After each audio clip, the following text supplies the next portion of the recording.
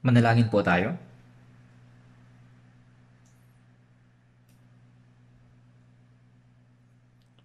Aming banal at mahabaging Amang Diyos na sa amin ay nagmamahal,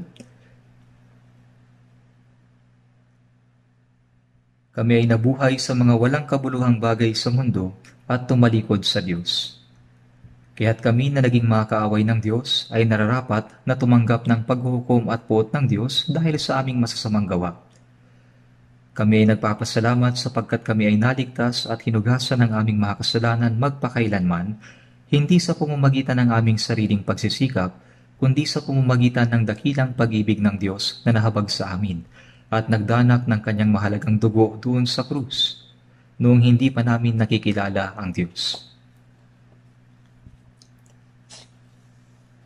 Kami ay ginawa ng Panginoon na mga anak ng Diyos at binigyan ng dakilang pag-asa na makapasok sa walang hanggang kaharian ng Diyos.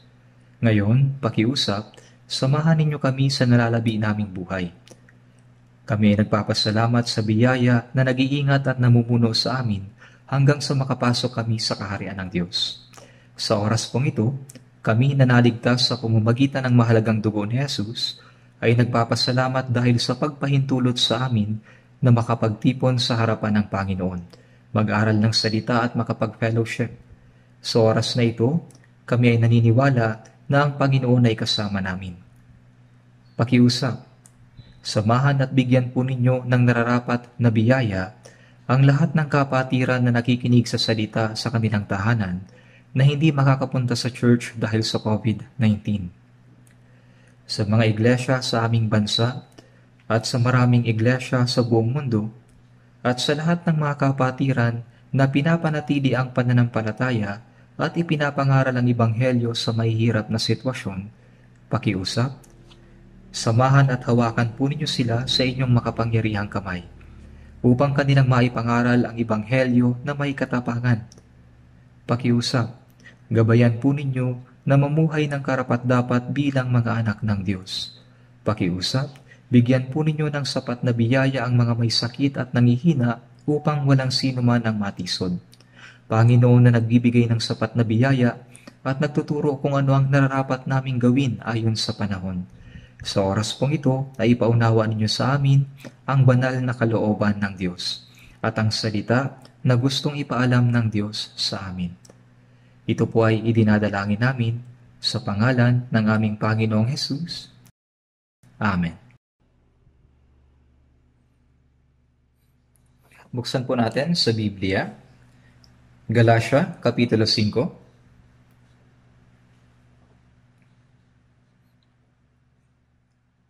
Galatia, Kapitulo 5.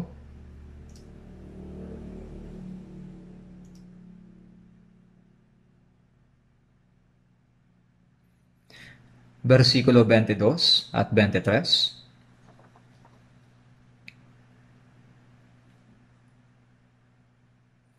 Babasahin ko po.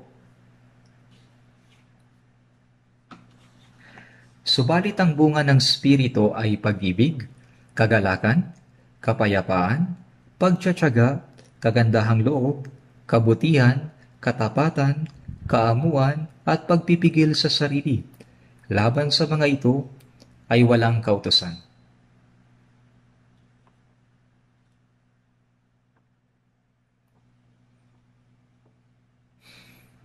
Ngayon po ay mukhang hindi magandang tingnan dahil sa napakaraming bakanting upuan.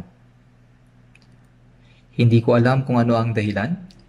Siguro ay dahil sa hinihigpitan natin ang bawat bilang sa bawat distrito. O kaya naman ay may iba pang dahilan.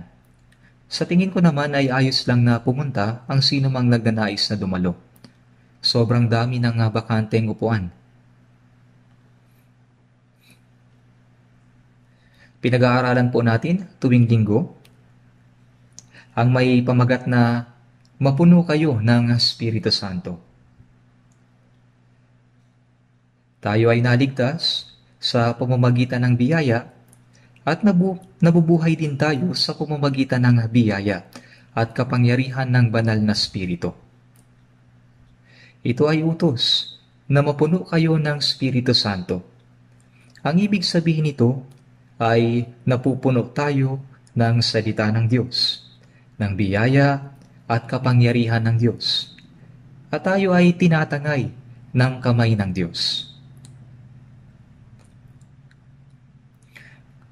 Napupuno ng salita ng Diyos, biyaya at kapangyarihan ng Diyos, at tinatangay ng kamay ng Diyos.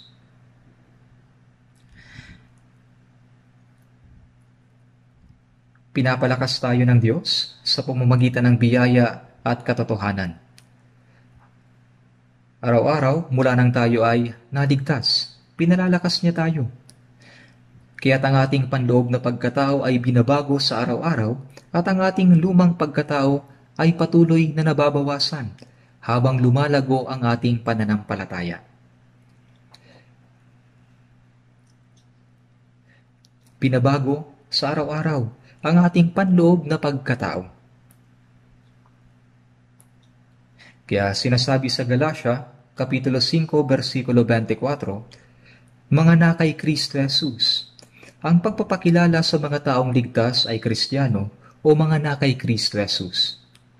Ipinako sa krus ang laman na kasama ang masasamang pagnanasa at mga kahalayan nito. Hindi lamang kinuha ng Panginoon ang sumpa at kahatulan para sa ating kasalanan doon sa krus,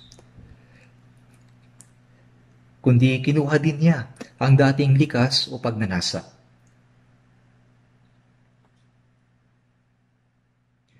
Ipinako niya ang pagnanasa at kahalayan ng laman. Sinasabi sa atin ng banal na Espiritu ang tungkol dito. Mabuti sana kung ang likas na kasamaan ay mawala na, subalit ito ay nananatili pa rin. Kaya ang banal na Espiritu ay gumagawa upang kontrolin ang ating pagnanasa ng laman. Kaya kapag ang ating pananampalataya ay lalong lumalago, mayroon tayong lakas na mapagtagumpayan ang lumang likas at maaari tayong mamuhay ayon sa Espiritu bilang mga anak ng Diyos. Kaya ang isang tao na napupuno ng Espiritu at lumalago sa pananampalataya, ang siyang makakapamuhay alinsunod sa Espiritu. Ito ang kalooban at talagang nais ng Diyos para sa atin. Nais ng mga magulang na ang kanilang mga anak ay mabilis na lumaki sa pamamagitan ng pag-alis mula sa pagkabata at maging matured na tao sa personalidad. Hindi po ito nagagawa sa pamamagitan ng iilang panahon lamang. Ang paglaki ng ating katawan ay humihinto pagkatapos ng ilang panahon, titigil na. Ngunit ang pagbabago ng ating pagkatao ay nangangailangan ng buong buhay na paglago. Hindi ito nagagawa sa iilang panahon lamang. Ang ilang mga tao ay mabilis na lumalaki at ang iba ay masyadong mabagal. Mayroong ilang mga tao na tulad ng bata sa personalidad kahit na matanda na sila. Gaya nito, mayroong ilang mga tao na mabilis na lumalago sa pananampalataya pagkatapos ng kaligtasan. Ang taong lumalago sa pananampalataya ay siyang nagtatagumpay sa laman at namumuhay alinsunod sa banal na Espiritu. Ngunit may ilang mga tao na hindi pa rin matatag dahil sa hindi pagtalikod sa lumang pagkatao, kahit na maraming panahon na ang lumilipas. May mga taong nakikipaglaban sa laman. Itong pakikipaglaban sa laman ay napakahirap na bagay. Kung tayo ay mabubuhay ayon sa Espiritu, ang Diyos ay magdaragdag ng higit pang kapangyarihan at ang kagalakan, pasasalamat ay mag-uumapaw sa atin. Ang taong nabubuhay ayon sa Espiritu at sa salita ay nabubuhay na may pagpapasalamat. Dahil matatanggap niya yung pagpapala na ipinangako ng Diyos. Dahil kung hindi, kahit na siya ay naligtas, kung siya ay mabubuhay ayon sa laman, siya ay magdurusa dahil siya ay magkakaroon ng patuloy na hidwaan. Hindi niya matatakasan ang pakikipaglaban sa kanyang sarili at mundo. Kaya kung mapupuno tayo ng Espiritu, maaari tayong mabuhay ng karapat-dapat bilang Kristiyano at mamunga ng bunga ng Espiritu. Ang mabuting puno ay namumunga ng mabuti, at ang mabuting puno ay hindi maaaring mamunga ng masama. Gaya nito, kailangan nating mamunga ng bunga ng Espiritu bilang mga anak ng Diyos. Subalit kung nabubuhay tayo ayon sa laman at namumunga ng mga bunga ng laman, bilang isang tunay na born-again Christian, ito ay isang malaking kontradiksyon. Kaya kailangan nating mabuhay ng normal sa pananampalataya. Kung nabubuhay tayo na puno ng banal na Espiritu, makakapamunga tayo ng mga bunga ng Espiritu. At siyam yun.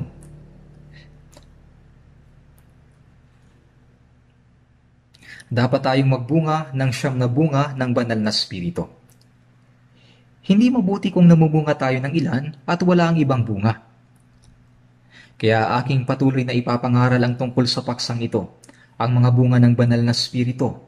Aking naipangaral ang tungkol sa ibang mga bunga ng banal na Espiritu. Ang pag-ibig, kagalakan, kapayapaan, pagtiyatsaga at kagandahang loob. Ngayon ay ipapangaral ko ang pang-anim na bunga, ang kabutihan. Ito ay konektado sa panglima, kagandahang loob.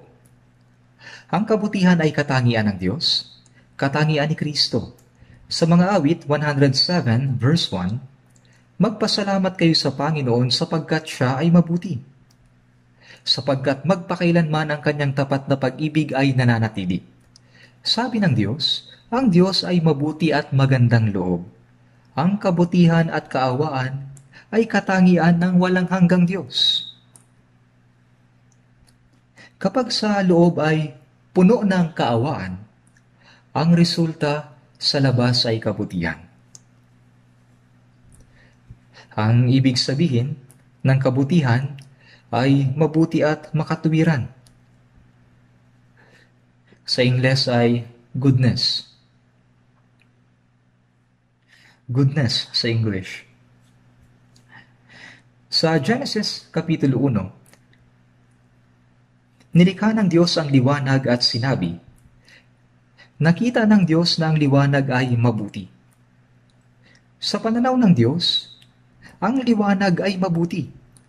Ang liwanag ay isang mabuti at matuwid na bagay. Ang matuwid ay mabuti. At ang masama ay masama. Ang mali ay masama. At lahat ng mga bagay na nalikha ng Diyos ay mabuti. Kaya nakita ng Diyos ang kanyang nilikha at iyon ay mabuti. Ang kahulugan ng mabuti ay kapareho ng matuwid. Ang kahulugan ng mabuti ay kapareho ng matuwid. Ang mga kinaawaan ng Diyos ay namumuhay ng normal sa pananampalataya kapag sila ay napupuno ng Espiritu Santo. Ang normal na buhay, pananampalataya, ay ang mapuno ng Espiritu Santo. Ang magkaroon ng pag-iisip ng Diyos at mamunga ng bunga ng Espiritu. Sa tapat na buhay pananampalataya, makakapamunga tayo ng kabutihan ng natural. Ang isa sa mga bunga ng Espiritu, kabutihan. Ang paggawa ng kabutihan ay resulta ng pagtanggap ng kabutihan ng Diyos. Kaya nga, ang kabutihan ay dapat na maipakita sa labas.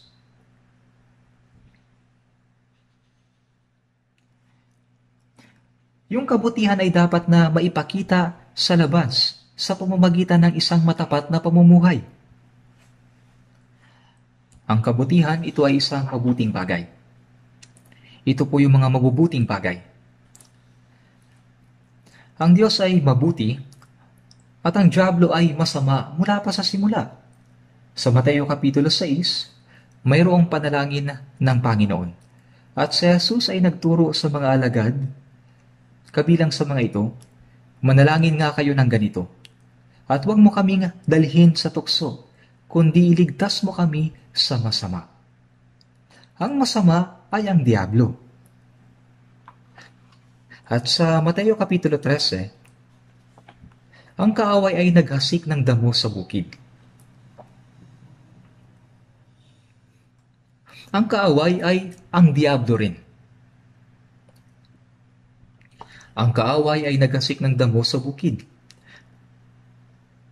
At sa ikalawang Tesalonika, Kapitulo 2, versikulo 9, ang taong makasalanan ay si Satanas, ang masama. Ang Diyos ay mabuti at si Jesus ang nagpakita ng kabutihan ng Diyos. Ang Diablo ay masama, siya ay naghahasik ng kasamaan sa mga tao at inuudyukan sila na gumawa ng masama. Siya ang larawan ng kasamaan na magpapakita sa huling araw. Siya ang Antikristo na tatayo laban kay Kristo. Sinasabi na ang pagdating ng taong makasalanan ay ayon sa paggawa ni Satanas, na may buong kapangyarihan at mga tanda at mga mapanlinlang na kababalaghan. At sa unang Juan, Kapitulo 5, versikulo 19, alam natin na tayo ay sa Diyos at ang buong sanlibutan ay nasa ilalim ng kapangyarihan ng masama. Ang lahat ng naligtas ay sa Diyos. Sila ay nasa ilalim ng paggabay at pamamahala ng Diyos. Ang buong sanlibutan ay tumutukoy sa mga hindi ligtas na tao. Sila ay nasa ilalim ng kapangyarihan ng kasamaan at ng Diablo. Malinaw na sinasabi ito ng Biblia. Ang lahat ng mga hindi ligtas ay nasa pangangasiwa ng Diablo, ng masama, at gumagawa ng lahat ng uri ng masasamang gawa. Hindi nila kayang gumawa ng anuman maliban sa paggawa ng kasamaan. Sila ay nasa ilalim ng pangangasiwa ng Diablo. Sa Efeso Kapitulo 2, versikulo 1 hanggang 3, kaya nooy mga patay, kayo nooy mga patay sa inyong mga pagsalangsang at mga kasalanan. Tayo ay pinanganak sa kasalanan, at ang ating espiritu ay patay sa harapan ng Diyos. Noong tayo ay mga patay sa mga pagsalangsang at mga kasalanan, na dati ninyong nilakaran ayon sa lakad ng sanlibutang ito. Sino ang gumagawa sa mga patay?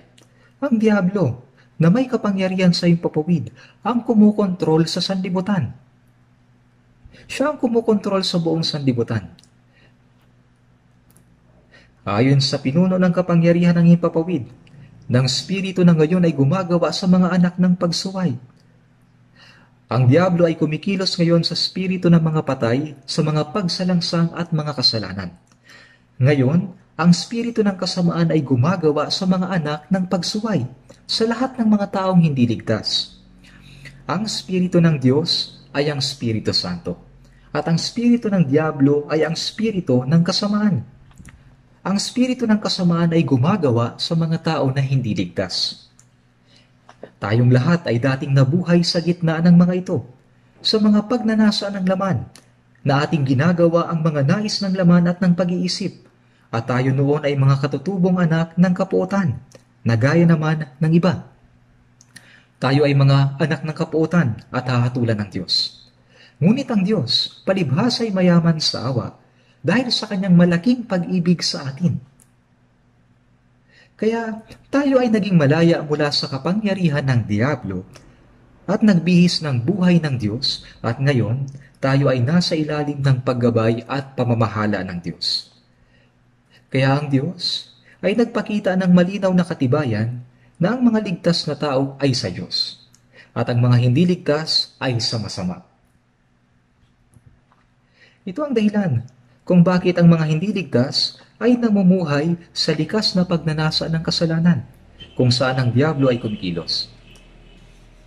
Ang Diablo ay patuloy na naglalagay ng kasamaan sa tao upang sila ay mamuhay sa kasamaan, upang sila ay mamuhay sa kasalanan. Ginigising ng Diablo ang kanilang masamang pag-iisip. At ano ang resulta nito? Sila ay namumunga ng bunga ng laman, mga bunga ng kasalanan. Sila ay namumunga ng bunga ng laman at bunga ng kasalanan. Bago ko sabihin ang tungkol sa mga bunga ng Espiritu Santo, tingnan muna natin sa Galatia, Kapitulo 5, versikulo 19 hanggang 21. Babasahin ko po ang mga salita ng Diyos mula versikulo 19. Ngayon ay hayag ang mga gawa ng laman. Ang mga ito ay pakikiapid, karumihan, kahalayan, pagsamba sa Diyos-Diyosan, pangkukulam, alitan, pagtatalo, paninibugho, pagkagalit, pagkamakasarili, pagkakabahabahagi, mga pagkakampi-kampi, pagkainggit, paglalasing, kalayawan, at mga katulad nito. Binabalaan ko kayo, gaya ng aking pagbabala noong una sa inyo, na ang mga gumagawa ng gayong mga bagay ay hindi magmamana ng kaharian ng Diyos. Narito po ang 15 uri ng mga kasalanan. At bilang karagdagan, mayroon pang maraming kasalanan na kahalintulad ng mga ito. Ang mga ito ay hindi magmamana ng kaharian ng Diyos dahil mayroong nakakatakot na pagkapuot at paghuhukom ang Diyos. Hindi sila makakapasok sa langit. Sila ay mahuhulog sa walang hanggang kaparusahan sa impyerno. Dito sinasabi ng malinaw ng Panginoon ang katotohanan tungkol sa kaibahan. At pagkatapos ng Galatia, mayroong Efeso. Tingnan po natin sa Efeso. Efeso, Kapitulo 5, versikulo 8.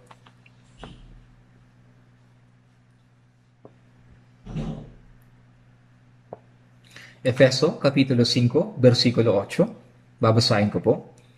Sapagkat kayo ay dating kadiliman, subalit ngayon ay liwanag sa Panginoon. Lumakad kayong gaya ng mga anak ng liwanag.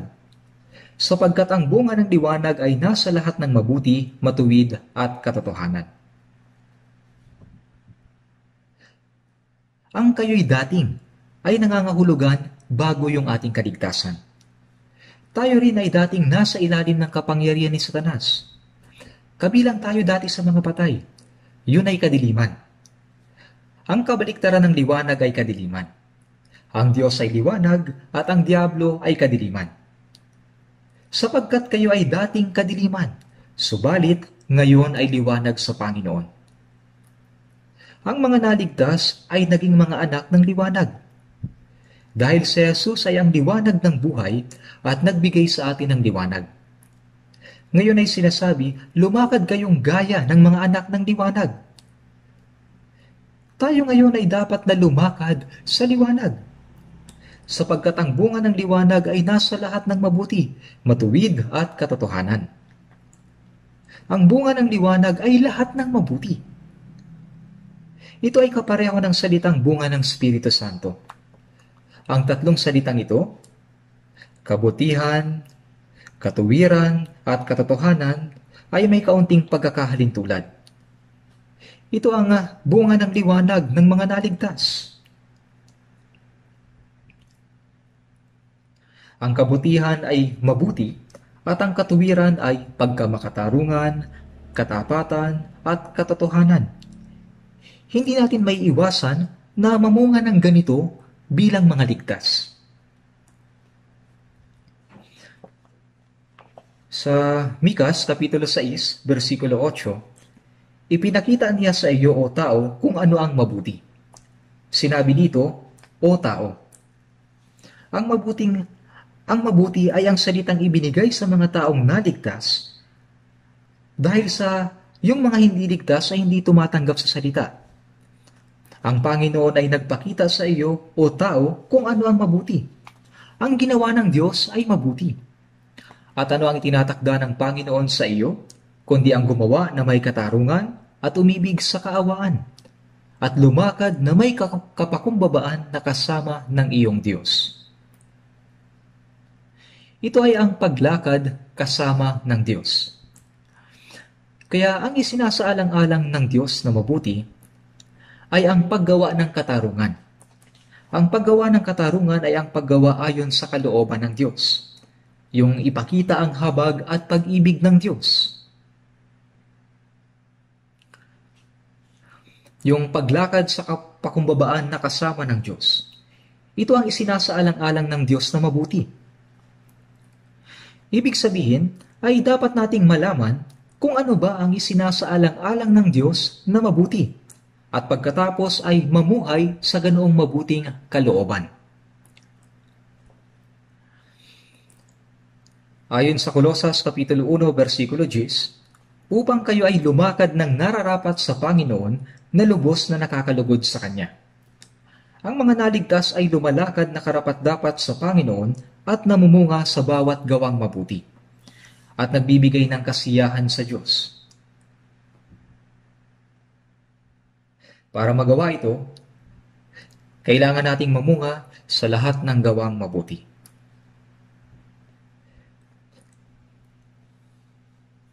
Muli niyang binibigyang diin dito na kailangan nating mamunga ng bunga ng Espiritu. Ayon sa awit 37, versikulo 3, magtiwala ka sa Panginoon at gumawa ka ng kabutihan. Magtiwala sa Panginoon at gumawa ng mabuti. Sinasabi sa atin ng Diyos na kung tayo ay naligtas, dapat tayong gumawa ng mabuti.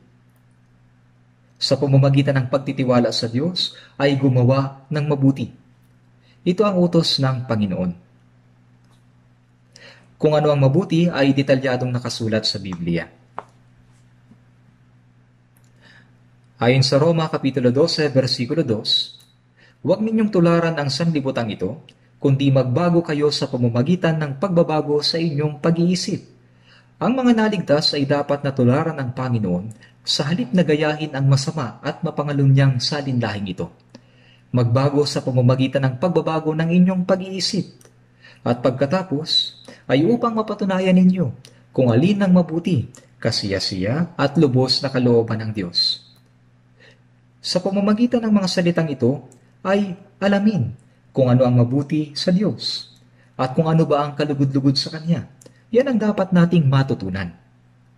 Kapag ang taong ligtas ay lumalago sa pananampalataya, yung banal na ugali ng Diyos ay nabubuo sa ating puso. Kasabay nito, ang bawat sinasabi o ginagawa natin ay nagiging mas lalo pa na kagaya ng sa Diyos.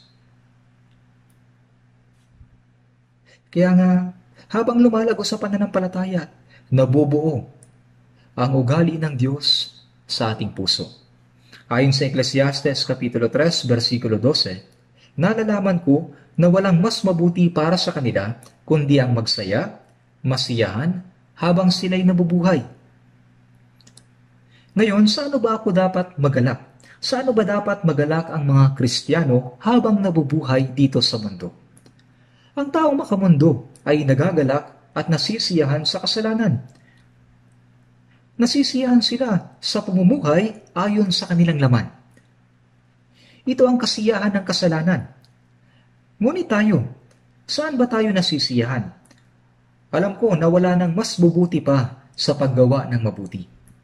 Pamumuhay alinsunod sa kalooban ng Diyos at paghahanap ng kagalakan sa mga bagay na kalugod-lugod sa Diyos. Narito ang ating kasiyahan. Yan ang sinabi ni Solomon, natural yan. Ngayon ay nagagalak tayo at nagpapasalamat sa biyaya ng Diyos na nasa atin at nagligtas sa atin. At ang layunin ng buhay natin ay ang magbigay ng kasiyahan sa Diyos Ama na nagmahal sa atin at nagligtas sa atin, at mamuhay tayo ayon sa mabuting kalooban niya. Kaya ang layunin ng ating buhay ay makapagbigay sa Diyos ng kasiyahan. Ayon sa Roma Kapitulo 12, versikulo 17, huwag ninyong gantihan ang sino man ng masama sa masama. Isipin ninyo ang mga bagay na kapuri-puri sa harapan ng lahat ng mga tao. Huwag ninyong gantihan ang sino man ng masama sa masama. Ang mga tao sa mundo, ang masasamang tao, ay mas lalo pang nagiging masama. Sila ay nandadaya ng ibang tao at pagkatapos ay dinadaya din sila. Nabubuhay sila sa isang siklo ng pandaraya. Tayo ay hiwalay sa mga ganyan. Huwag ninyong gantihan ang sino man ng masama sa masama. Kung ang isang tao ay gumawa ng kasamaan sa atin, huwag nating tugunan ng anumang masamang gawain. Isipin ninyo ang mga bagay na kapuri-puri sa harapan ng lahat ng mga tao. Sa harapan ng lahat ng mga tao. Hindi lang sa harapan ng tao, kundi pati na rin sa harap ng Diyos. Tulad ng sinasabi sa awit 116, Iniligtas tayo ng Diyos mula sa kamatayan patungo sa buhay, mula sa kapangyarihan ni Satanas, at mula sa luha at pagbagsak. Ako ay lalakad sa harapan ng Panginoon sa lupain ng mga buhay. Noon ay hiwalay at malayo tayo sa Diyos. Ngayon ay lumalakad tayo sa harapan ng Diyos sa ating natitirang buhay, sa lupain ng mga buhay. Ibig sabihin ay dapat tayong mamuhay ng mabuti, hindi lamang sa harap ng mga tao, kundi pati na rin sa harapan ng Diyos. At sa Roma Kapitulo 12, versikulo 21, huwag kang padaig sa masama, kundi daigin mo ng mabuti ang masama. Huwag kang padaig sa masama. Ibig sabihin ay hindi tayo dapat mabigo o maligalig o mawalan ng pag-asa kapag naharap tayo sa kasamaan. Kung gagantihan natin ng masama ang masama sa masamang paraan, matatalo tayo ng kasamaan. Ang kasalanan ay nanganganak ng iba pang kasalanan. Sa halip, daigin mo ng mabuti ang masama. Daigin mo ang kasamaan ng mabuti. Nagawa ito ni Jesus. Ayon sa unang Pedro Kapitulo 2, versikulo 23, nang siya'y alipustahin, hindi siya gumanti. Nang siya ay magdusa, hindi siya nagbanta. Kundi ipinagkatiwala ang kanyang sarili doon sa humahatol na may katarungan. Si Jesus ay nanalangin para sa kapatawaran ng kasalanan ng mga taong dumura sa kanyang mukha, humampas sa kanyang ulo, sumampal sa kanyang mukha, nagpako sa kanya sa krus, at gumawa ng katatawanan sa harapan niya. Kaya nga nanalangin si Jesus para sa kapatawaran ng kanilang mga kasalanan. Ikaw, gaano ka ba kabanal? Kapag tayo ay iniinsulto, nagmumura din tayo. At kapag may pumalo sa atin ng 2 beses, sinusubukan nating hampasin kahit na 1 beses. Likas po sa atin ang gumanti. Kapag may isang tao na nanloko sa atin, tingnan natin, hindi kita titigilan. Sinisikap nilang magiganti. Ito yung gantihan ng masama ang masama. Ito ang madaig ng kasamaan. Ganito ang gustong-gustong makita ng Diablo. Ngayon ay daigin natin ang kasamaan ng mabuti. Nagawa ito ni Jesus. Siyempre, hindi natin ito magagawa ng mag-isa. Tanging ang kapangyarihan ng banal na Espiritu ang makakagawa nito sa atin. Sinasabi niya sa iyo na ganito ang gawin mo. Kung natanggap natin ang buhay ng Diyos, ang puso ni Kristo at ang banal na Espiritu, magagawa natin ang tulad ng ginawa ng Panginoon. Sa unang Juan Kapitulo 2, versikulo 6, ang nagsasabing siya'y nananatili sa Kanya ay nararapat din na lumakad gaya ng Kanyang paglakad. Sapagkat ang Panginoon ay nananatili sa akin, tulad ng ginagawa ng Panginoon ay magagawa ko rin. Kaya lalo tayong nagiging katulad ni Kristo.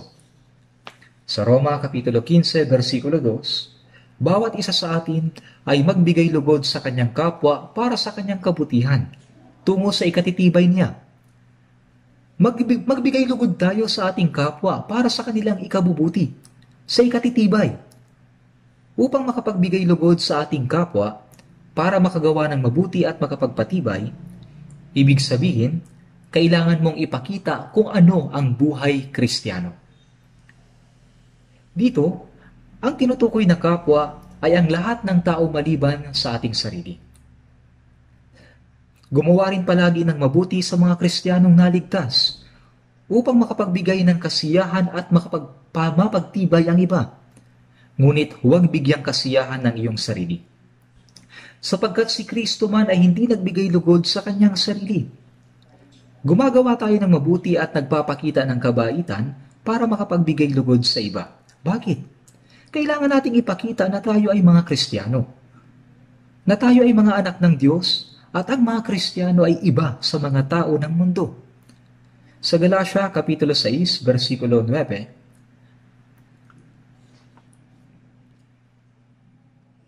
Galatia Kapitulo 6, versikulo 9, at huwag tayong manghinawa sa paggawa ng mabuti, sapagkat sa takdang panahon ay mag-aani tayo kung hindi tayo manlulupaypay. Huwag manghinawa sa paggawa ng mabuti. Kahit na gumagawa tayo ng mabuti, kapag hindi ito napapansin ng mga tao, nalulungkot tayo, nawawala ng lakas at pinanghihinaan ng loob. Kailangan ko pa bang gawin ito? Kahit na pinapakitunguhan ko sila ng maganda ay binabaliwala pa rin nila ako. Tinatrato nila ako ng masama at minumura nila ako. Kailangan ko bang gawin ito na parang tanga hanggang sa huli? At pagkatapos ay ititigil na nila ang paggawa ng mabuti. Yan ay panghihina ng loob. At huwag tayong manghinawa sa paggawa ng mabuti, sapagkat sa takdang panahon ay mag-aani tayo kung hindi tayo manlulupaypay. Kung hindi tayo manlulupaypay, ibig sabihin ay hanggang sa katapusan, hanggang sa dulo. Ang mabubuting gawa ay dapat na patuloy na ginagawa. Kung ginagawa mo lang ito kapag magaan sa pakiramdam mo, pero ititigil mo na kapag hindi na, kahit na ang mga tao sa mundo ay kayang gawin yan. Hindi dapat gawin yan ng mga Kristiyano. Alam man ng iba o hindi, ginagawa natin ito sa harapan ng Diyos. Kung hindi ka mapapagod, mag-aani ka sa tamang panahon. Ito ay nangangahulugan na makukuha mo ang resulta. Hayaang maligtas ang iba. Sa takdang panahon, mag-aani ka ng mga bunga. Mag-aani ka ng mga bunga. Kaya't habang may pagkakataon, gumawa tayo ng mabuti sa lahat, lalo na sa kabilang sa sambahayan ng pananampalataya. Habang may pagkakataon tayo, may mga pagkakataon po tayo.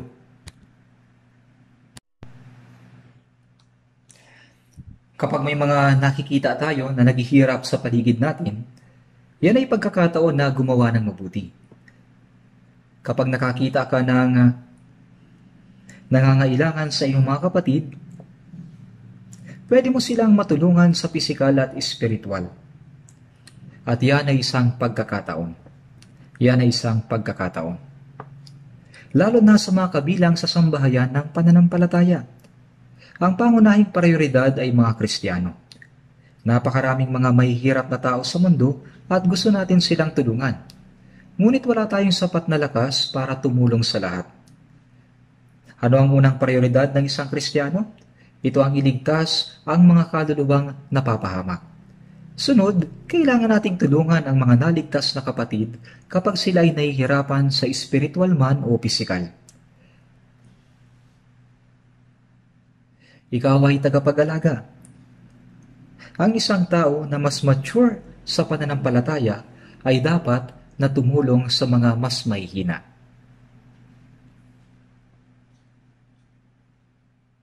Kaya sinasabing lalong-lalo na sa mga kabilang sa sambahayan ng pananampalataya. Gumawa tayo ng mabuti. Dapat mong gawin ang mabubuting gawa. Mabuting gawa.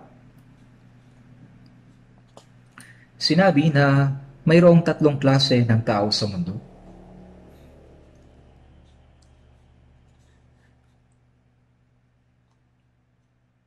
Una ay mga taong tulad ng gagamba. Ang mga gagamba ay kumakain ng mga insekto na nabibitag sa kanilang sapot. May mga taong may hilig manloko, magsinungaling at gumawa ng mga pandaraya. Sa panahong ito, ang phishing gamit ang cellphone at iba pa, madalas ko rin itong maranasan. Ngayon ay madali ko na itong napapansin. Pero kung hindi ka maingat, ay pwede kang madaya. Isang araw, may tumawag at naisip ko, teka, kakaiba ito ah. Sinabi ko, scammer ka ba? Pagkatapos ay, minura niya ako at bago ibaba ang telepono, ay nagbitaw ng lahat ng uri ng mapang-abusong pananalita. Hindi ko alam kung ilang tao ang kagaya nito. Napakatalino nila sa panlilinlang. Talagang madadaya ka kapag pinindot mo yung kanilang ipinadalang mensahe. Dapat maging alerto sa mga taong nanduloko sa iba. Sa mga araw na ito, Napakaraming tao ang napipinsala dahil sa pandaraya ng mga tao sa mobile phone o internet. May mga tao nga parang gagamba. Para silang gagamba. Ang sumunod ay mga tao na parang langgam. Ang mga langgam ay kumukuha ng kanilang sariling pagkain at namumuhay sa kanilang sarili. Mga taong hindi nakakapinsala sa iba, ngunit hindi nakapagbibigay ng kabutihan. Hindi nakakapinsala.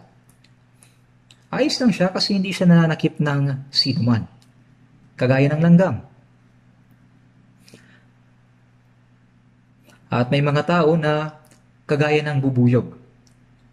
Alam ko kung gaano kasipag ang mga bubuyog. Alam ko dahil nagpalaki ako ng mga bubuyog. Napakasipag nila. Hindi sila nabubuhay ng matagal. Lalong-lalo na ang mga manggagawang bubuyog. Kumukuha sila ng pulot at ibinibigay sa mga tao.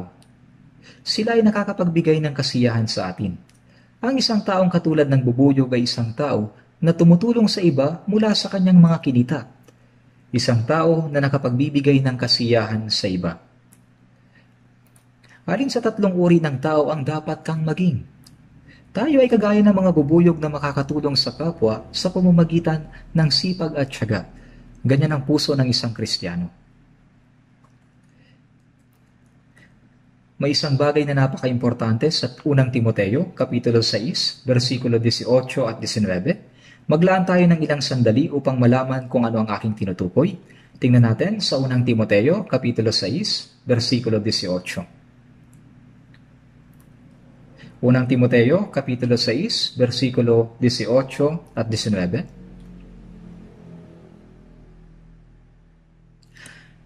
Dapat silang gumawa ng mabuti, maging mayaman sa mabubuting gawa, bukas ang palad at handang mamahagi. Sa gayoy magtitipon sila para sa kanilang sarili ng isang mabuting saligan para sa hinaharap, upang sila'y makapanghawak sa tunay na buhay. Gumawa ng mabuti upang sila'y maging mayaman sa mabubuting gawa. May mga tao na palaging gustong gumawa ng mabuti. Nagnenegosyo sila ng maayos upang makagawa ng mabuti. Mayroon namang tao na kumikita lamang para sa kanyang sarili. Mas malaki ang kita, mas malaki ang gastos para sa sarili. Hindi dapat ganyan. Kumikita tayo upang makatulong sa iba. May isang lalaki na nagtatayo ng negosyo para makapagbigay ng trabaho at makatulong sa iba. Ang layunin ng kanyang pagnenegosyo ay hindi para kumita ng malaki, kundi para makatulong sa iba. Yan ang mabuting negosyo. Maging mayaman sa mabubuting gawa. Bukas ang palad at handang mamahagi. Sila yung mga mahilig magbigay sa mga nangangailangan. Mahilig lang tayong tumanggap, ngunit ayaw magbigay. Ito'y pagiging kuripot. Gusto nating tumanggap, ngunit kapag may pagkakataon na tayo na magbigay, ay nanginginig na ang ating mga kamay. Pagkatapos magbigay ng kaunti, sa tingin natin ay nakagawa na tayo ng malaking bagay.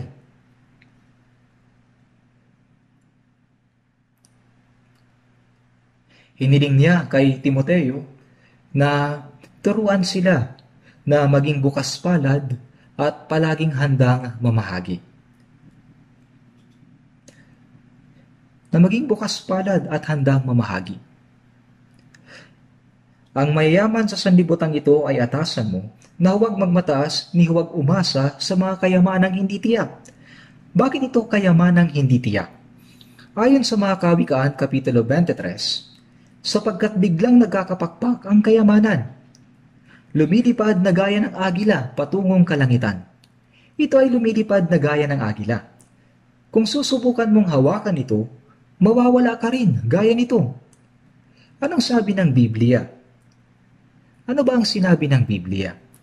Hangal, sa gabing ito ay kukunin ng iyong kaluluwa. At kanino kaya mapupunta ang mga bagay na inihanda mo? Mapapasa iyo ba? Hindi, sabi ng Diyos. Ni huwag umasa sa mga kayamanang hindi tiyak, kundi sa Diyos na nagbibigay sa atin ng lahat ng mga bagay para sa ating kasiyahan.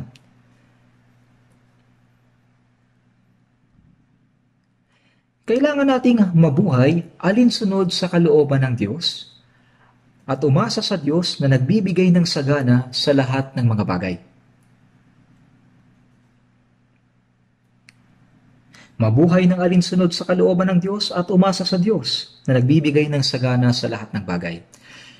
Kaya dapat silang gumawa ng mabuti, maging mayaman sa mabubuting gawa, bukas ang palad at handang mamahagi. Kapag nakakakita tayo ng kaawa-awang tao, ay nais nating tumulong at tinutulungan natin sila, di ba?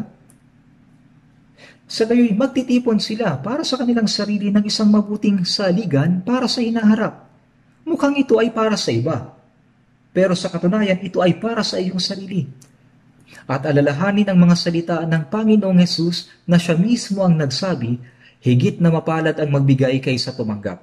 Ayon sa mga Gawa Kapitulo 20, sinabi ni Apostol Pablo, sabi ng Panginoon, ang tumatanggap ay may kagalakan, ngunit ang nagbibigay ay mayroong pagpapala. Bakit? Kasi ibabalik ito ng Diyos. Ang tumatanggap ay hindi magkakaroon ng pagpapala, kundi kasiyahan lamang. Sa gayoy, nagtitipon sila para sa kanilang sarili. Ito ay para sa kanila din. Isang mabuting saligan para sa hinaharap upang sila'y makapanghawak sa tunay na buhay. Pupunan ng Diyos ng higit na mabuti, mga bagay na spiritual at walang hanggan, gagantihan ng Diyos ang lahat ng mga bagay sa hinaharap. Pagpapalain siya ng Diyos. Hindi lamang siya, kundi pati na din ang kanyang mga inapo, kung gumawa sila ng maraming mabubuting bagay. Ang kayamanan na mayroon tayo, alam ninyo, ang kayamanan, ito ay ibinigay ng Diyos. Ibinigay ito sa atin ng Diyos upang makagawa tayo ng mabubuting bagay mula rito. Ngunit, kung kukunin mo ito at hindi mo gagamitin ng mahalaga o gagamitin mo ito ng hindi tama, ikaw ay mananagot sa harapan ng Diyos. Sigurado ako tungkol dito. Ano ba ang pag-aari ko? Binili ni Jesus ang aking buhay, ang aking espiritu, aking oras, kabataan, katawan, ang lahat ng bagay na mayroon ako ay binili niya ng kanyang mahalagang dugo. Sapagkat kayo ay binili sa isang halaga. Walang sa akin. Dahil dito, dahil lahat ng ito ay pag-aari ng Panginoon. Kailangan natin itong gamitin ayon sa gusto ng Diyos. Kailangan natin kumita ng masigasig. Mahalaga ito, ngunit sa Efeso Kapitulo 4, ang nagnanakaw ay huwag nang magnakaw pa, kundi magtrabaho at gumawa siya sa pamamagitan ng kanyang sariling mga kamay ng mabuting bagay, upang siya ay may maibahagi sa nangangailangan.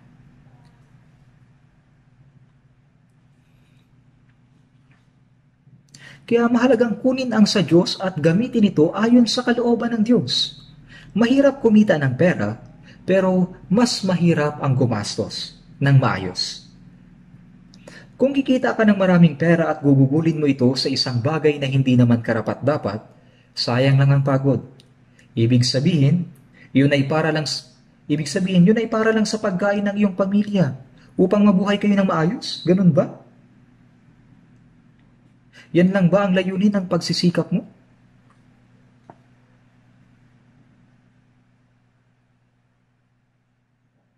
Ayon sa unang Korinto Kapitulo 10, versikulo 33, sinabi ni Apostol Pablo sa iglesia ng Korinto, kung paanong sinisikap kong makapagbigay lugod sa lahat ng mga tao sa lahat ng mga bagay, na hindi ko hinahanap ang aking sariling kapakanan, kundi ang sa marami, upang sila ay maligtas.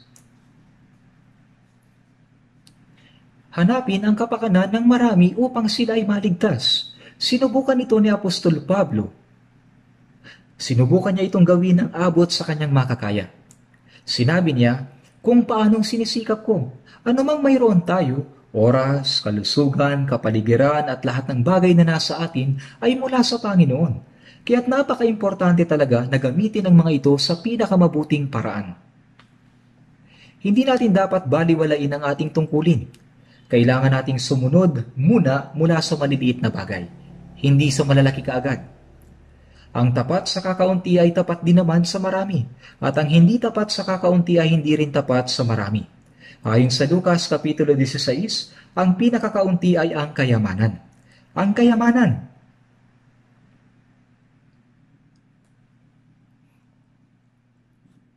Ayon sa mga Kawikaan, Kapitulo 3, versikulo 27, huwag mong ipagkait ang mabuti sa kinauukulan kapag ito ay nasa kapangyarihang gawin ng iyong kamay. Sinabi dito, kapag ito ay nasa kapangyarihang gawin ng iyong kamay. Ibig sabihin, may kapangyarihan tayong gawin. May kapangyarihan tayong gumawa.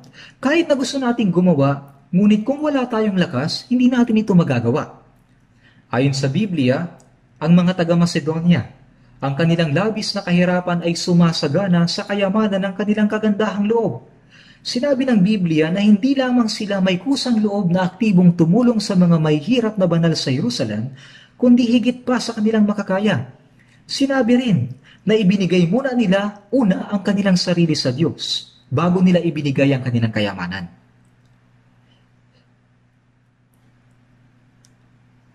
Kaya gaano kaya ito kaganda sa mata ng Diyos? Sa tuwing pinag-aaralan natin ang mga ganitong salita, hindi lamang dapat natin sila pinupuri. Oo, napakagaling nila. Tayo din, kailangan nating gumawa ng mabuting bagay kahit na ito'y maliit.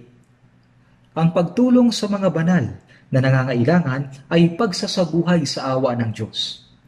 Pagmamataas, yung sinusubukan mo na gumawa ng isang malaking bagay, pero wala namang ginagawang maliliit na bagay kahit na paunti-unti.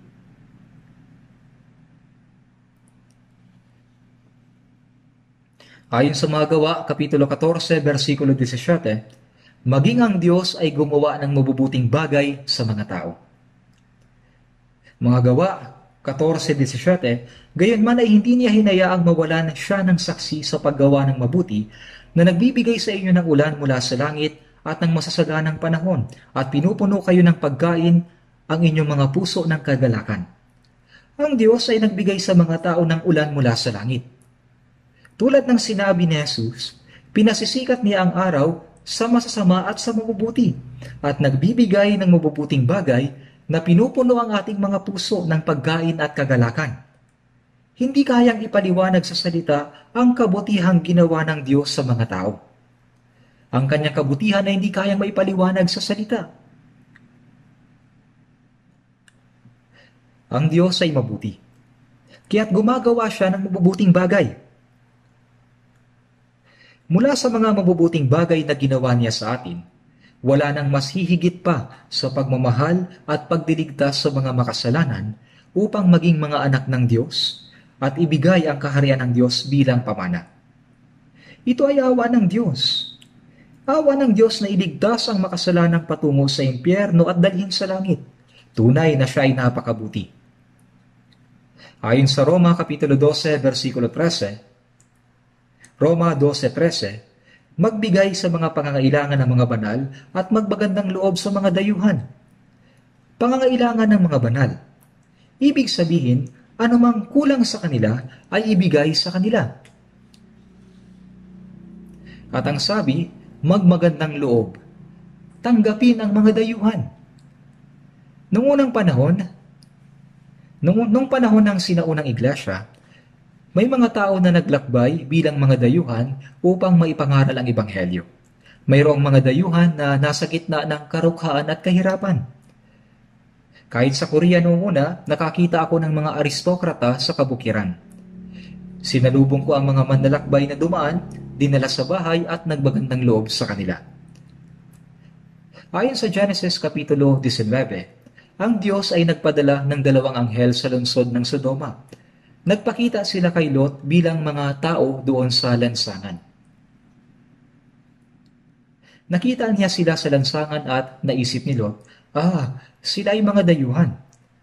Kaya sabi niya sa kanila, mga Panginoon ko, hinihiling ko na kayo ay bumalik at tumuloy sa bahay ng inyong lingkod at magpalipas ng gabi, maghugas ng inyong paa. At sa madaling araw ay bumangon kayo at magpatuloy sa inyong paglakad. Ngunit kanilang sinabi, hindi sa lansangan kami magpapalipas ng buong magdamag. Sinabi niya, hindi, mapanganib kung dito kayo sa lansangan. Kaya dinala niya sila sa kanyang bahay. Nang makita ng mga kalalakihan ng Sodoma, sila ay lumapit sa kanyang bahay at sinabi, Saan naroon ang mga lalaking dumating sa iyo ng gabing ito? Ilabas mo sila sa amin upang makilala namin. Ibig sabihin ay hahalayin. Mga homosexual sila at alam ito ni Lot. Kaya sinabi niya sa kanila, hindi ko magagawa iyan sa mga dayuhan na dumating sa aking bahay. Sabi nila kay Lot, ikaw ay naparito at ibig mong maging hukom? Ngunit pinagtulakan nila si Lot. Nang pinagtulakan nila si Lot, nakita ng mga anghel ang kasamaan sa lungsod at binulag silang lahat. Binulag silang lahat ano pat hindi nila makita ang pintuan. Bago sumikat ang araw ng gabing iyon, ang lungsod ng Sodoma ay nawasak sa asupre. Sa pagtanggap ni Lot ng mga dayuhan, ang tinanggap niya ay mga anghel. Ganoon din ang ginawa ni Abraham. Noong unang panahon, may mga taong mahilig tumanggap ng panauhin. Sa tuwing may darating na panauhin sa kanilang bahay, pinapakitunguhan nila ng may kagandahang loob. At sa panahon ng taglamig, gumagawa pa nga sila ng mainit na kwarto at doon sila kinakausap.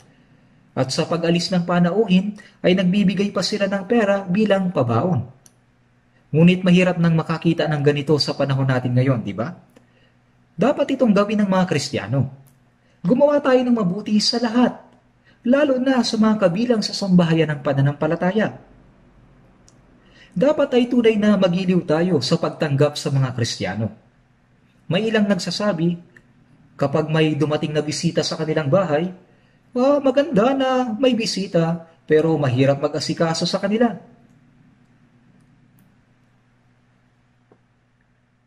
Kaya ang gusto niya ay umuwi na kaagad yung kanyang mga bisita. Siyempre, hindi mabuti na maging masungit sa bisita. Tunay na magandang ugali ng isang Kristiyano ang magiliw na tumanggap ng bisita. Sabi dito, magbigay sa pangangailangan ng mga banal at magmagandang loob sa mga dayuhan.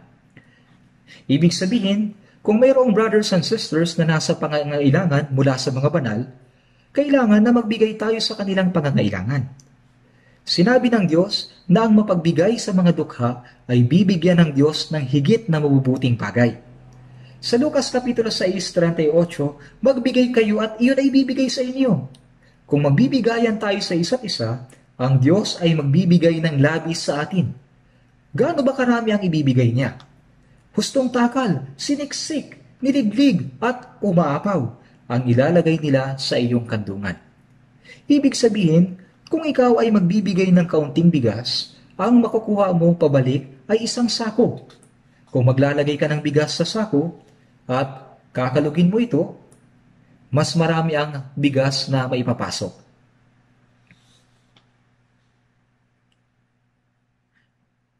Siniksik, niliglig at umaapaw. Ito ay ilalagay nila sa iyong kandungan. Ang Diyos ang magbibigay sa atin. Kung naniniwala ka sa salitang ito at gagawin mo ito, tatanggap ka ng regalo. Ito ay pangako ng Diyos. Ang Panginoon ay mapagbigay. Hindi tayo tumatanggap kasi ayaw nating sumunod.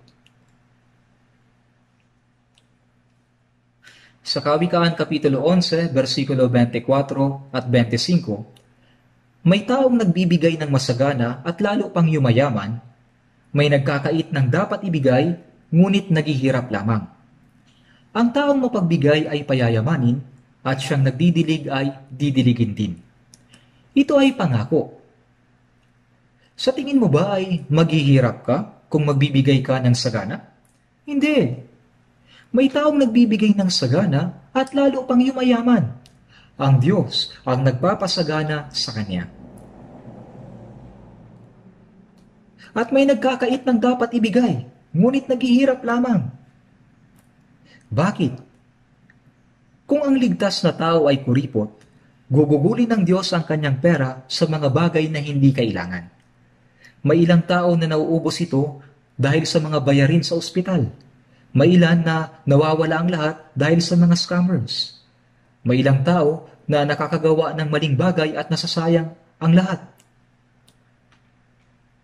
May taong nagbibigay ng masagana at lalo pang yumayaman. May nagkakait ng dapat ibigay, ngunit naghihirap lamang. Yaong mga tumutulong sa iba, ang Diyos ang tutulong sa kanila. At yaong nagpapayaman sa iba, payayamanin din sila ng Diyos. Ngayon, ito ay kamangha-mangha. Sa katunayan, kung pinapaniwalaan at ginagawa mo ito, pagpapalain ka. Hindi natin dapat isipin na nabubuhay tayo dahil sa ating sariling sikap.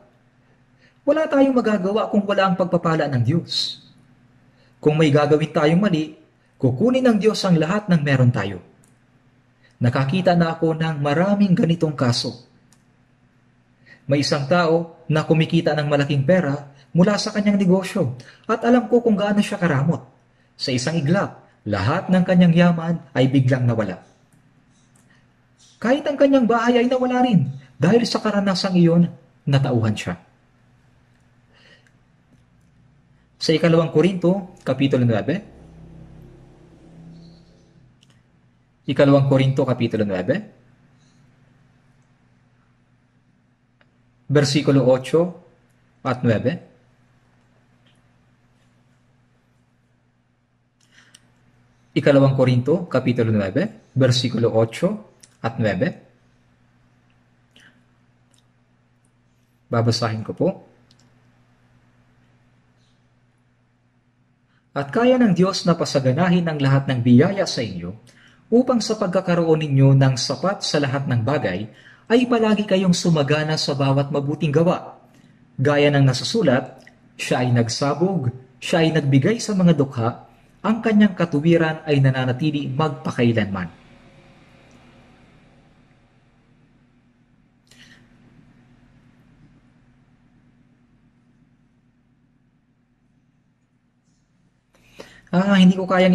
Hindi ko alam kung paano ito may papaliwanag sa salita. At kaya ng Diyos na pasaganahin ang lahat ng biyaya sa inyo. Lahat ng biyaya. Ang biyayang ito ay hindi lamang tumutukoy sa mga spiritual na bagay. Ang ibigay sa katawan ng kanyang kailangan ay biyaya din, pagpapala din. Lahat ng ibinibigay ng Diyos ay biyaya. Bakit ito ibinibigay ng Diyos sa atin ng sagana? At kaya ng Diyos na pasaganahin ang lahat ng biyaya sa inyo upang sa pagkakaroon ninyo ng sapat sa lahat ng bagay ay palagi kayong sumagana sa bawat mabuting gawa. Upang sa pagkakaroon ninyo ng sapat sa lahat ng bagay ay palagi kayong sumagana sa bawat mabuting gawa. Sa lahat ng bagay ay palaging sumasagana sa bawat mabuting gawa. Paano tayo makakagawa? Upang magawa natin ay kailangan ibigay ng Diyos ang lahat ng kailangan natin. Ibig sabihin, sa mga gustong makagawa ng maraming mabubuting gawa, ang Diyos ay magbibigay sa kanila ng sagana upang magawa nila ito. Para magawa nila ito, ang Diyos ay magbibigay sa kanila ng sagana. Yung mga tao na gustong gumawa ng maraming mabubuting gawa, bibigyan sila ng Diyos ng sagana.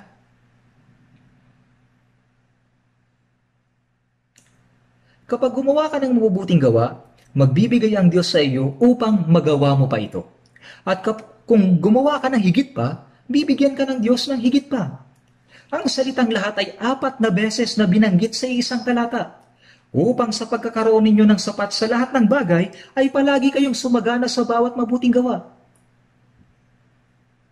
Ang Diyos ay tagapagbigay ng lahat ng bagay. Hindi lamang espiritual na pagpapala ang ibinigay niya sa atin. Ibinibigay din niya ang pisikal na pangangailangan natin. Kapag ang isang tao ay pinagkatiwalaan ng Diyos ng pera at nakita niya na ginagamit iyon sa mabuti, natutuwa ang Diyos at nagbibigay siyang muli. At kung ito ay gagamitin sa mas maayos, patuloy na magbibigay ang Diyos ng higit at higit pa. Ngunit kung ang Diyos ay magbigay ng pera sa isang tao, pero kinuha niya ito, ginugol para sa kanyang sarili, ginugol sa mga bagay na walang kwenta. Pag ganito, ang Diyos ay hindi na ulit magbibigay pa. Nanaisin ng Diyos na kunin ang ibinigay sa Kanya. Hindi ba nagbibigay ang Diyos sa iyo? Siyempre, may mga pagkakataon na hindi tayo binibigyan ng Diyos upang sanayin tayo. Si Apostol Pablo ay tumanggap ng napakalaking biyaya mula sa Diyos. Siya ay umakyat sa 2 langit at nagkaroon ng napakadakilang karanasan sa Espiritu. Naisulat niya ang halos kalahati ng bagong tipan.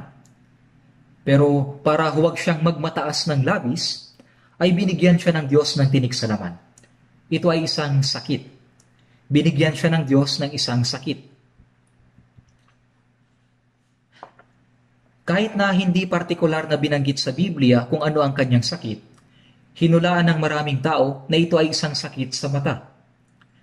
Sa Galatia, at ang aking pagsubok na nasa laman. Alam niyo, karamihan sa mga tao ay hindi lumalapit sa mga taong may sakit o sa mga may mabahong amoy. Ngunit iba ang mga banal sa Galatia. Bagaman ang aking kalagayan ay naging isang pagsubok sa inyo, hindi ninyo ako hinamak o kinasuklaman, kundi tinanggap na gaya ng isang anghel ng Diyos, gaya ni Kristo Jesus, na kung maaari sana ay dinukit ninyo ang inyong mata at ibinigay sa akin. Dahil sa may problema sa mata si Pablo, handa ang mga banal na ibigay ang kanilang mata para sa kanya. Dahil sa problemang ito, ay kailangan niyang isulat ang Biblia sa malalaking titik. At ito ang dahilan kung bakit hindi niya sulat kamay ang karamihan sa kanyang mga sulat. Karaniway, itinala ito ni Tercio. Sa huling sulat ni Pablo, sinabi niya na nagsulat siya sa malalaking titik. Yung tinik sa laman ay patuloy na nananakit sa kanya. Nanalangin siya tungkol sa Diyos ng 3 beses upang ito ay maalis. Pero sumagot ang Diyos, ang aking biyaya ay sapat na sa iyo. Kaya sinabi ni Pablo, alang-alang kay Kristo, ako'y nasisiyahan sa mga kahinaan, paglalait, kahirapan, pag-uusig, mga sakuna, sapagkat kapag ako ay mahina, ako ay malakas. Hindi pumayag ang Diyos upang ang kapangyarihan ng Diyos ay manatili sa Kanya. Kung magyayabang siya ng labis, ang kapangyarihan ng Diyos ay mawawala sa Kanya. Tandaan po ninyo ito, na ang kapangyarihan ng Diyos na nasa inyo ay pwedeng mawala kapag kayo ay maging mapagmataas. Kaya palagi ko itong binabanggit sa mga pastor's retreat. Kung ikaw ay mapagmataas o arogante, patay ka na mula sa araw na iyon.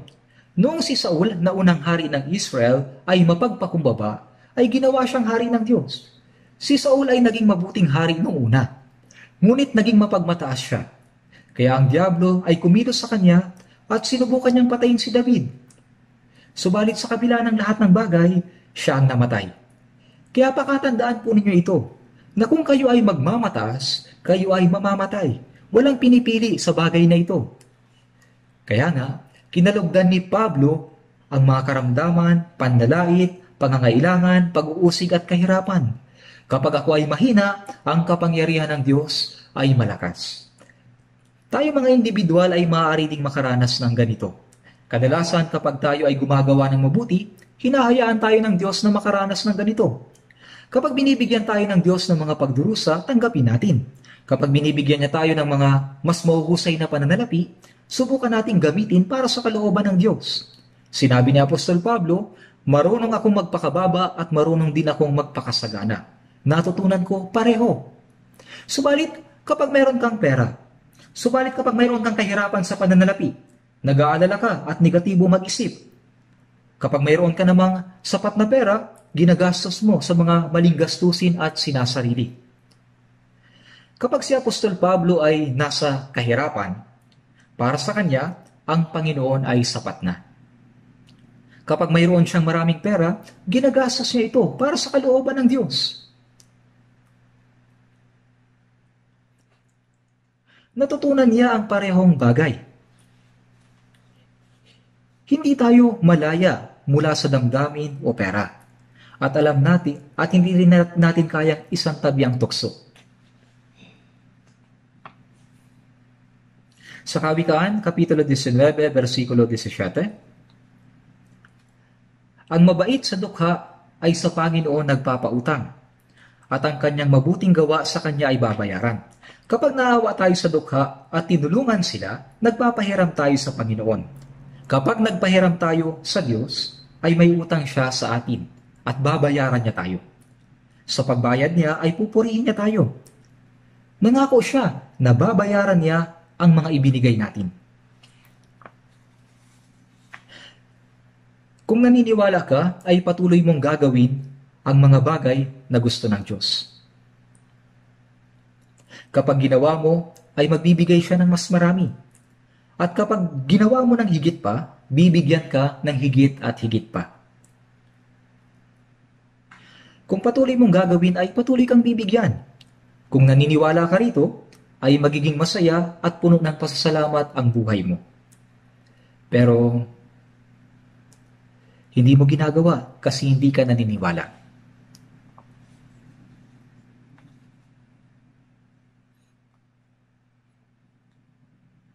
Sa Hebreo Kapitulo 6, versikulo 10, sapagkat ang Diyos ay hindi masama. Hindi niya kaliligtaan ang inyong gawa at ang pag-ibig na inyong ipinakita sa kanyang pangalan. Sapagkat ang Diyos ay hindi masama, hindi niya kaliligtaan ang inyong gawa at ang pag-ibig na inyong ipinakita sa kanyang pangalan, sa inyong paglilingkod sa mga banal gaya ng ginagawa ninyo ngayon. Ibig sabihin ay babayaran niya tayo.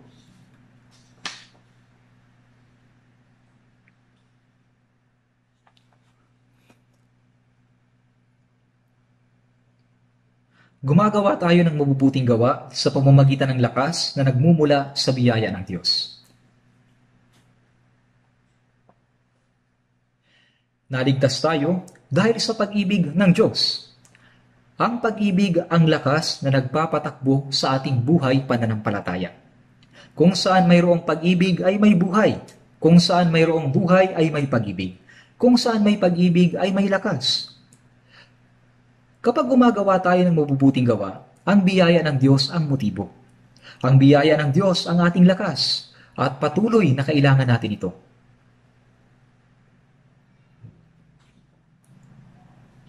Minsan ay naiisip ko, alam ninyo, ang kotse ay nangangailangan ng gasolina upang umandar at gumana. Gaano kaya kaganda kung automatikong pupunuin ng Diyos ang tangke ng gasolina sa tuwing mauubusan ito ng langis. Pero hindi niya ito gagawin. Kahit na hindi Diyos mismo ang maglagay ng gasolina, gagawa siya ng paraan upang may mailagay ako. Kung gagamitin ko ang kotse ayon sa kalooban ng Diyos, ang Diyos ang magbibigay ng panggastos para sa pagpapatakbo nito. At hindi siya titigil dito, kundi bibigyan niya tayo ng depende sa mabubuting gawa na ginagawa natin. Sa Hebreo Kapitulo 10, versikulo 24, at ating isaalang-alang kung paano gigisingin ang isa't isa sa pag-ibig at sa mabubuting gawa. Isaalang-alang kung paano gigisingin ang isa't isa. Tumingin ka sa paligid mo ngayon, tumingin ka sa katabi mo, sa harapan at likuran. Isaalang-alang mo ang pananampalataya at pisikal na buhay ng bawat isa sa kanila. Kung may makita ka na nahihirapan sa kanyang buhay pananampalataya, subukan mo siyang hawakan sa espiritual na paraan.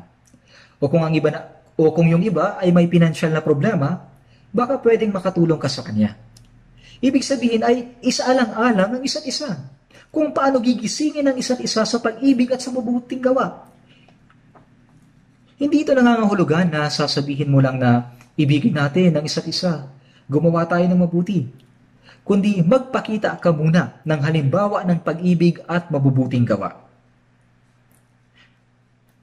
Kaya dapat nating isaalang-alang ang mga kapatiran, ang pananampalataya at pisikal na buhay ng isa't isa. Ito ay isa sa mabubuting gawa. Ang bunga ng kabutihan ay hahayaan kang magsakripisyo ng iyong kayamanan, puso at maging buhay para sa isang kapatid. Bakit? Dahil sa iniibig siya ng Panginoon, kaya siya ay iniibig ko rin. At kami ay mga bahagi ng katawan ni Kristo. Isinasaalang-alang ng bawat bahagi ang isa't isa. Kapag masakit ang paa, inaalagaan ito ng kamay at minamasahe. Kapag masakit ang kamay, kumikilos ang paa.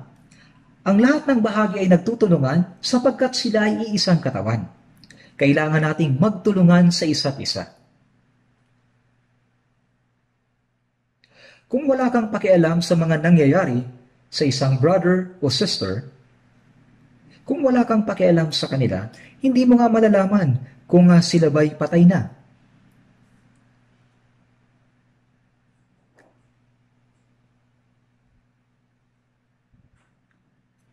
Kaya kailangan nating isaalang-alang ang isa't isa.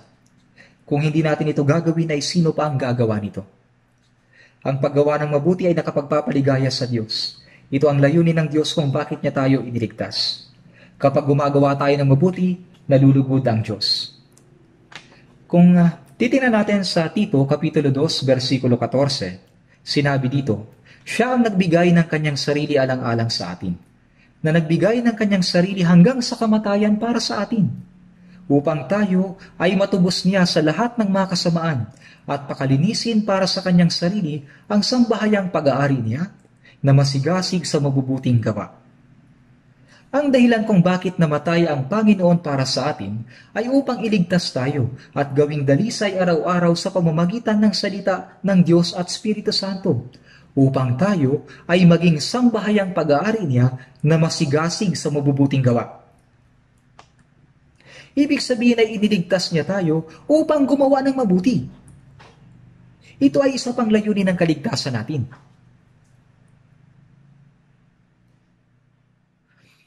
Ang ilang mga naligtas na tao ay nakukontento na lamang sa pagiging ligtas. Umawit sila ng mabuti at gumagawa ng kung ano-ano.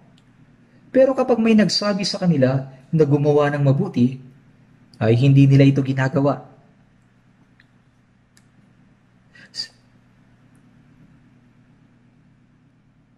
Sinasabi niya, okay lang na hindi gawin yan.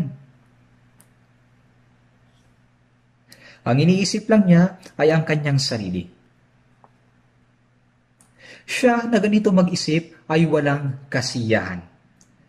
Bakit? Dahil hindi ito kinalulugdan ng Diyos. At kung walang kagalakan, ang meron ay pagdurusa.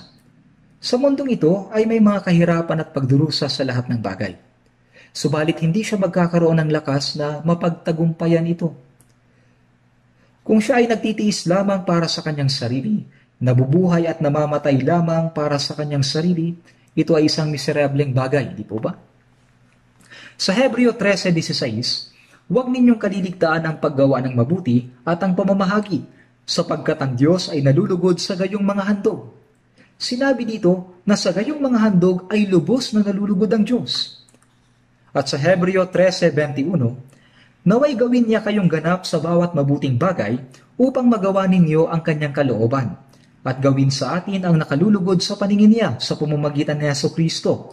Gawin kayong ganap sa bawat mabuting bagay. Gawin kayong ganap sa bawat mabuting bagay. Ang dahilan kung bakit ginagawa tayong ganap ng Diyos sa pamamagitan ng kanyang salita at biyaya ay upang magawa natin ang kalooban ng Diyos. Sinabi niya na ginagawa niya ito upang maging ganap tayo sa paggawa ng mga bagay na kalugod-lugod sa Diyos. Hinahayaan ng Panginoon na maisakatuparan natin ang mga bagay na makapagbibigay ng kasiyahan sa Diyos, hanggang sa maging ganap at perpekto tayo sa pananampalataya.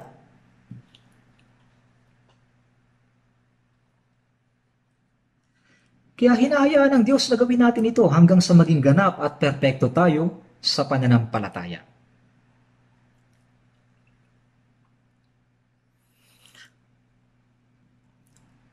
Sa ikalawang Timoteo, Kapitulo 3, versikulo 16, ang lahat ng mga kasulatan ay kinasihan ng Diyos at mapapakinabangan sa pagtuturo, sa pagsaway, pagtutuwid at sa pagsasanay sa katuwiran.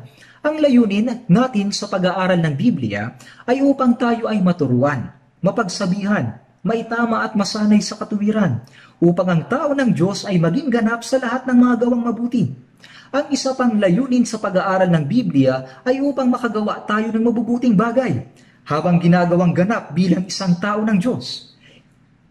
Ibig sabihin, habang lumalago tayo sa pananampalataya, habang natututunan natin ang salita, tayo ay nagiging tao na makakagawa ng mabubuting gawa.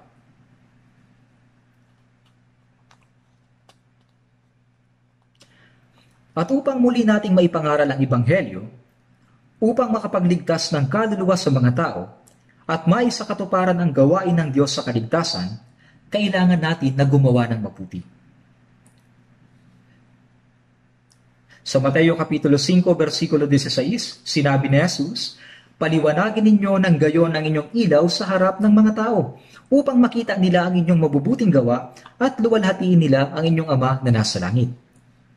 Kung natanggap natin ang ilaw ng Panginoon, kailangan nating ipakita ang ilaw na ito sa mga tao. Ang paliwanagin ng ilaw ay ang magpakita ng mabuting pamumuhay sa mga tao. Ito ang ilaw, na makita nila ang inyong mabubuting gawa at luwalhatiin ang inyong Ama na nasa langit.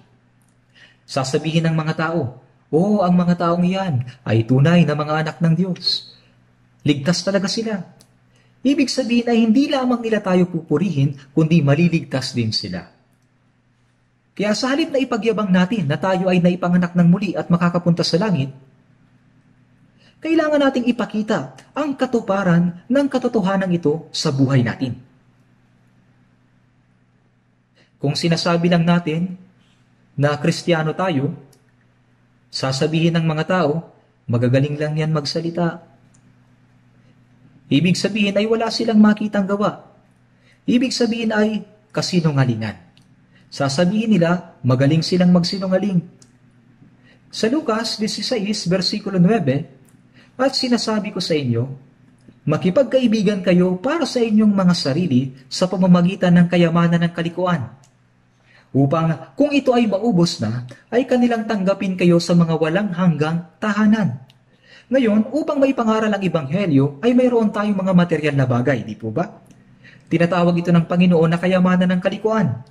Dahil sa mundong ito, ang mga bagay na hindi ginagamit para sa kalooban ng Diyos ay kayamanan ng kalikuan. Namuhay tayo sa ganoon. Subalit sinasabi ng Panginoon sa atin na makipagkaibigan kayo gamit ang mga ito. Si Jesus ay namatay upang maging kaibigan tayo.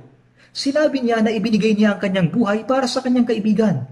Magkakaroon tayo ng kaibigan sa pamamagitan ng pagsasakripisyo sa ating kayamanan, oras, pera at iba pang bagay upang makagawa ng mga bagong kaibigan. Kaibigan na makakapasok sa langit. Sinabi sa Kawikaan 19, versikulo 6, "Marami ang naghahangad ng pagpapala ng taong may magandang loob, at ang bawat tao ay kaibigan na nagbibigay ng handog." Hindi tayo magkakaroon ng kaibigan sa pamamagitan ng salita lamang. Upang tayo ay makapag-evangelize ng tao, kailangan nating isakripisyo ang ating oras, mga material na pag-aari, kalayaan at iba pang bagay. Kaya nga sinabi ng Panginoon, makipagkaibigan kayo para sa inyong mga sarili sa pamamagitan ng mga kayamanan ng kalikuan. At sasabihin ng Panginoon na ang inyong mga kaibigan ay pupunta sa Diyos at sasalubong sa iyo.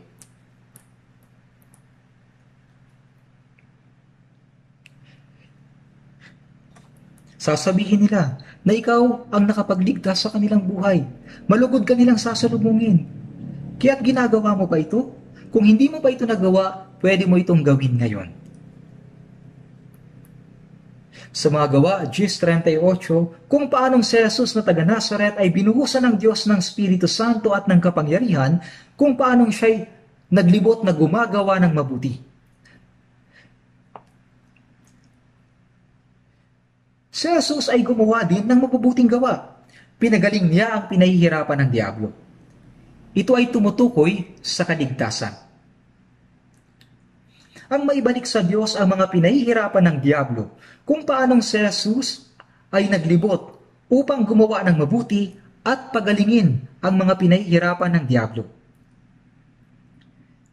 Binigyan tayo ng Diyos ng Espiritu Santo upang tulungan tayo, hindi lamang sa paggawa ng mabuti, kundi upang iligtas din ang mga pinahihirapan ng Diablo. Ganito tayo ginagamit ng Diyos. Sa Filipos 1:6, "Ako'y panatag sa bagay na ito, na ang nagpasimula sa inyo ng mabuting gawa ay siyang magtatapos nito hanggang sa araw ni Jesucristo." Mula noong naligtas tayo, hindi lamang niya tayo iniligtas, kundi simula sa oras na iyon, ang Panginoon ay nagsimulang gumawa ng mabuting gawa. Siya ang nagsimula, at syempre, hindi lang ako ang nag-iisa. Iniligtas din niya ang mga banal upang magkakasama gumawa ng mabuti. Nang ano? Pinakamabuti sa lahat ng bagay ang iligtas ang mga kaluluwang pupunta sa impyerno. Mayroong maraming mabubuting bagay sa mundo, tama? Ang pagpapagaling sa may sakit, pagbibigay ng pagkain sa walang pagkain, ay mabubuting gawa. Ngunit ang pinakamabuting bagay na magagawa ng Kristiyano ay ang iligtas ang mga makasalanan na patungo sa impyerno. Sinimula ng Panginoon ang mabuting gawain na ito. Si Jesus ay nagsimula ng mabuting gawa mula nang tayo ay maligtas at patuloy niyang ginagawa ito hanggang sa araw ng kanyang pagdating. At sinabi niyang, ako'y panatag na siyang magtatapos nito. Sa Efeso 2:10, tayo'y kanyang pinakamahusay na gawa.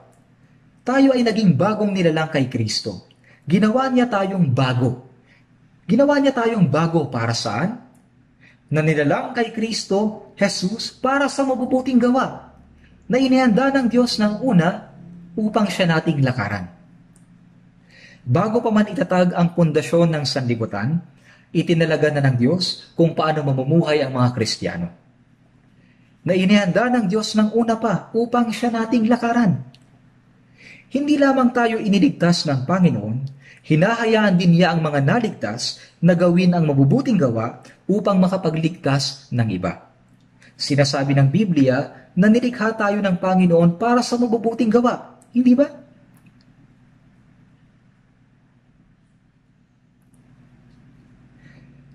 Sinabi sa unang Pedro Kapitulo 2, versikulo 12, maging marangal ang inyong pag-uugali sa gitna ng mga hintil, upang kung magsalita sila ng laban sa inyo na para bang kayo'y gumagawa ng kasamaan, ay makita nila ang inyong mabubuting gawa at luwalhatiin nila ang Diyos sa araw ng pagdalaw. Sabi dito, sa gitna ng mga hintil. Ibig sabihin ay sa gitna ng mga hindi mananampalataya.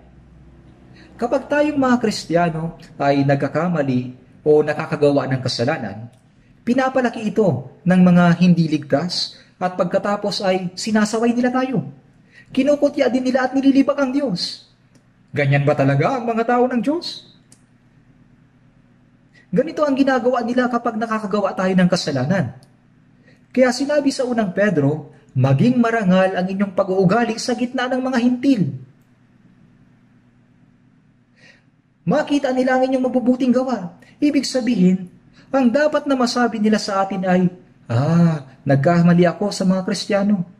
Kaya hindi tayo dapat kakitaan ng kapintasan sa ating buhay. Sa ganito sila pwedeng maligtas.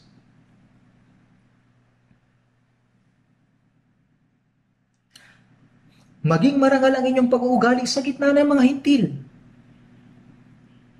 Kapag gumagawa tayo ng kasalanan, ang pangalan ng Diyos ay nadudungisan, pinagtatawanan, at ang pintuan sa evangelism ay nasasarahan. Ang pangangaral ng Ebanghelyo ay hindi sa bibig lamang, kundi sa mabubuting gawa. At kapag nakita ito ng mga hindi ligtas, aaminin nila ang kanilang kasalanan, at sa araw ng pagdalaw, sa araw ng kanilang kaligtasan, ay luluwalhatiin nila ang Diyos. May maraming kaso kung saan ang mga banal ay nangaral sa mga hintil sa pamamagitan ng paggawa ng mabuti. Sa ilang kaso, kapag may naligtas sa isang trabaho, halos lahat ng mga katrabaho ay naliligtas. Kapag ang isang tao ay naligtas, ang kanyang pamilya, mga kamag-anak, at mga kaibigan ay naliligtas. Bakit?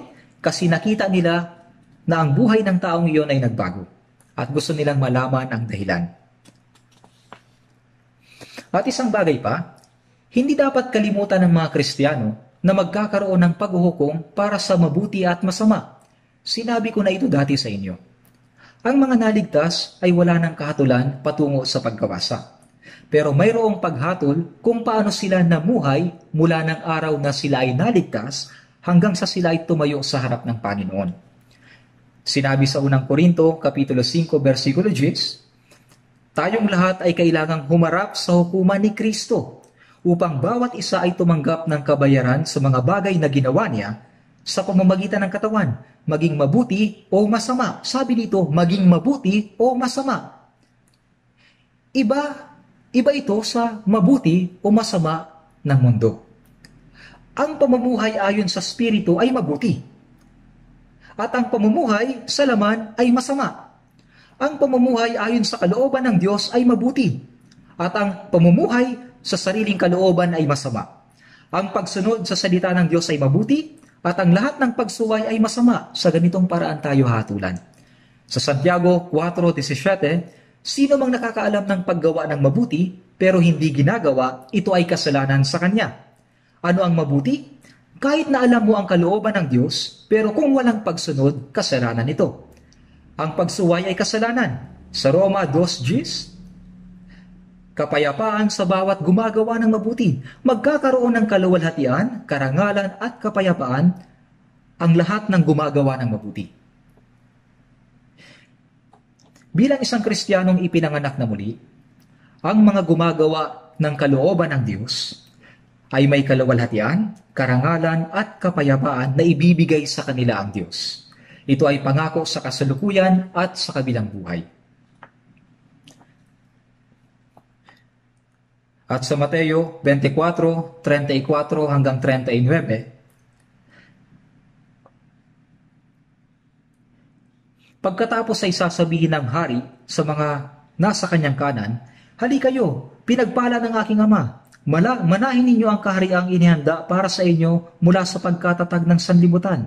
Sapagkat ako'y nagutom at binigyan ninyo ako ng pagkain. Ako'y nauhaw at binigyan ninyo ako ng inumin. Ako'y taga-ibang bayan at ako'y inyong pinatuloy. Ako'y nagkasakit at ako'y inyong dinalaw." Sa verse 40, sinabi ni Jesus, "Sasagot ang hari at sasabihin sa kanila, katotohanang sinasabi ko sa inyo, yamang ginawa ninyo ito sa pinakamaliit sa mga kapatid kong ito, ay sa akin ninyo ginawa." Ang ginawa mo sa kapatid ay ginawa mo sa akin. Sinabi niya na kaya niyang tulungan ang kapatid. Pero ang hindi pagtulong sa kanya ay hindi pagtulong sa Panginoon. Kailangan nating malaman kung gaano kahalaga ang paggawa ng mabuting gawain na ito. Sa Efeso 6, versikulo 8, yamang nalalaman na anumang mabuting bagay na gawin ng bawat tao, ito ay kanyang muling tatanggapin mula sa Panginoon, maging alipin o malaya. Mayroong pangako ang Diyos ngayon at sa kabilang buhay para sa mga Kristiyanong gumagawa ng mabuti sa Panginoon. Hindi natin ito dapat kalimutan. Ang kabutihan ay bunga ng Espiritu na dapat ipamunga ng mga Kristiyano. Kung mananalangin tayo para dito at susunod sa maliliit na bagay at gagawa ng mabubuting bagay, tutulungan tayo ng Diyos na gumawa ng mas malalaking bagay. Dapat tayong magsikap na mamunga ng mga bunga ng Espiritu. Yamang nalalaman natin na ang Diyos ang pumupuno sa atin sa lahat ng mga bagay upang makagawa tayo ng mas mabuti.